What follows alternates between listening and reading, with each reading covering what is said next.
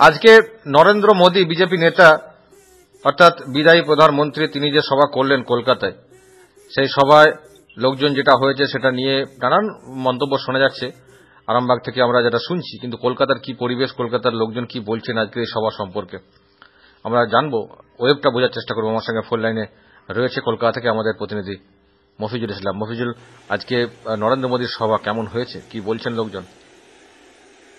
লোকজন এবং জমায়েত এই ভিত্তি করে কিন্তু প্রধানমন্ত্রীর এই সভা কিন্তু যথেষ্টই তাৎপর্যপূর্ণ এবারের লোকসভা নির্বাচনকে কেন্দ্র করে।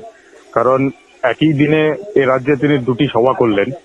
নরেন্দ্র মোদী যেটা প্রথমে তিনি শিলিগুড়িতে করেছিলেন, সেখানেও বিশাল মানুষের জমায়েত আমরা দেখেছি, এবং তারপরেই ব্রিগেডে সে করেছেন দক্ষিণবঙ্গের জেলাগুলির কর্মী সমর্থকদের নিয়ে।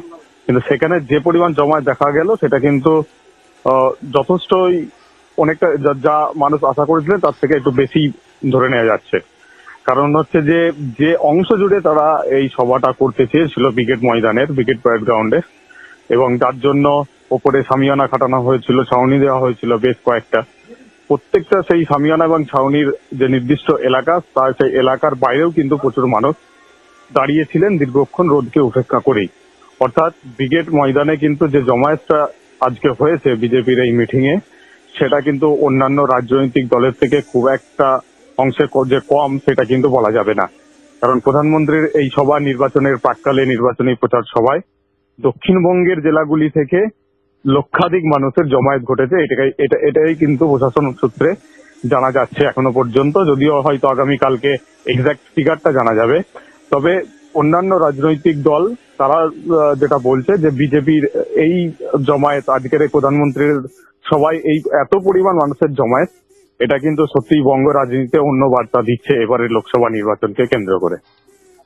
একেবারে পলিটিক্যাল কি রিয়াকশন, ভিন দলের লোকজন তারা কি বলছেন, তারা কি আমল দিচ্ছেন? বিশেষ করে তৃণমূল কংগ্রেসের ওই এলাকার নেতারা যারা রয়েছেন কলকাতা, তাদের কি প্রতিক্রিয়াকে মানুষের যে জমায়েত হয়েছে সেটা তারা কেউ অস্বীকার করছে না। সত্যিই দক্ষিণবঙ্গের জেলাগুলি থেকে যে পরিমাণ মানুষ আজকে ব্রিগেডে জমায়েত হয়েছে সেটা অস্বীকার করার জায়গা নেই। তবে একটাই কথা, যে হয়তো ভোট কাকে দেবে সেটা কিন্তু বোঝা যাবে ভোটের রেজাল্টের পর। কারণ মানুষ এসেছেন মানেই তার মধ্যে কতটা স্বতঃস্ফূর্ততা আছে সেটা নিয়ে একটা প্রশ্ন কিন্তু রাজ্যের শাসক তুলছে।